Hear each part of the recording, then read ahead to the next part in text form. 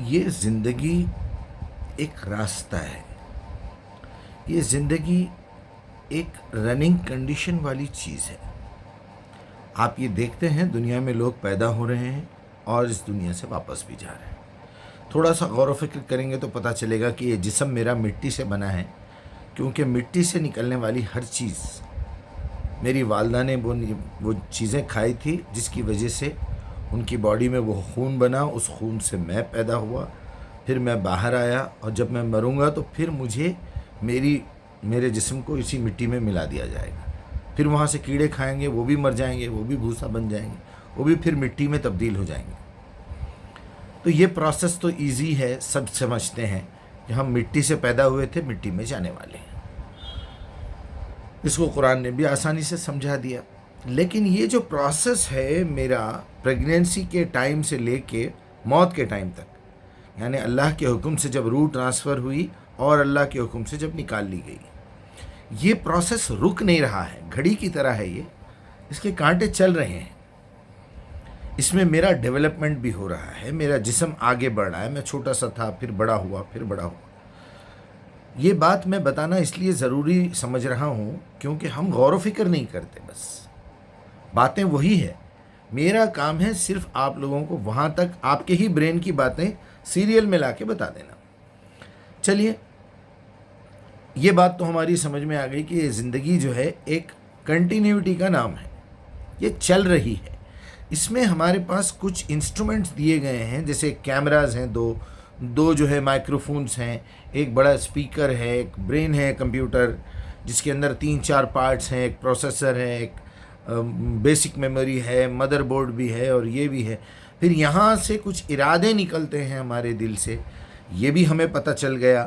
ہاتھ اور پیر ہیں ہمارے جو پورے ایکٹیویٹیز کو کام کرتے ہیں.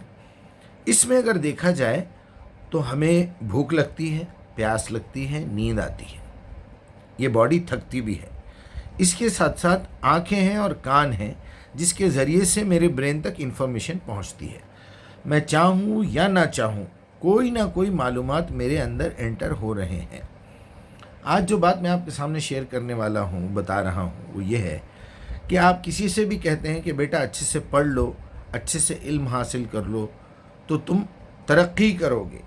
ترقی کا مطلب ہی یہ ہے ارتقاء، اوپر کی طرف جانا.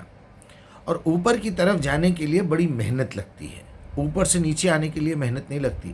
آپ چار مینار پہ چڑھ کے کود جائیں، قطب مینار پہ چڑھ کے کود جائیں تو آپ کی 1 منٹ میں ڈیتھ ہو جائے گی.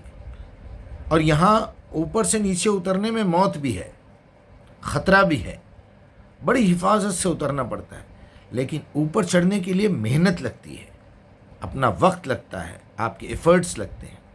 تو اب یوں سمجھ لیجئے کہ یہ چڑھاؤ والا راستہ ہے، اوپر چڑھ رہے ہیں آپ، تو چڑھاؤ میں تو مشکلیں ہوگی.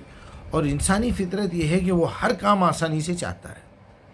آپ بے شک اوپر چڑھتے چڑھتے، ایک آدمی پیدل چل رہا ہے، دوسرا سائیکل پہ جا رہا ہے، تیسرا اسکوٹر لیتا ہے، چوتھا جو ہے کار لیتا ہے، پھر ایک بس جاتی ہے، پھر اس کے بعد ٹرین میں آپ چڑھتے ہیں.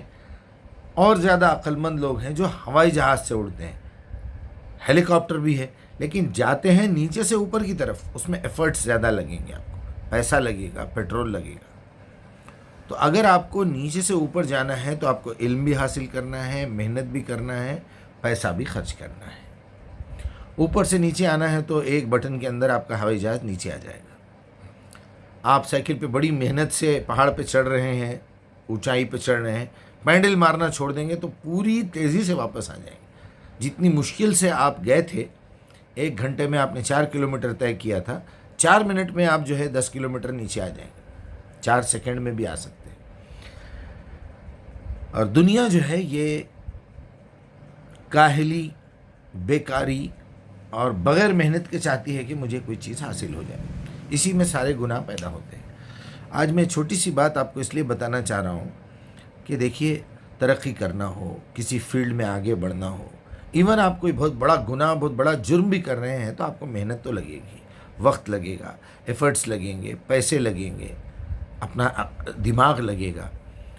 برائے مہربانی آپ اپنی بھی اور اپنے بچوں کی بھی حفاظت کیجیے، اور لوگوں کو بتائیے، بچوں کو بتائیے کہ ترقی کرنے کے کیا اصول ہیں، ورنہ آپ بیکار ہو جائیں گے. السلام علیکم.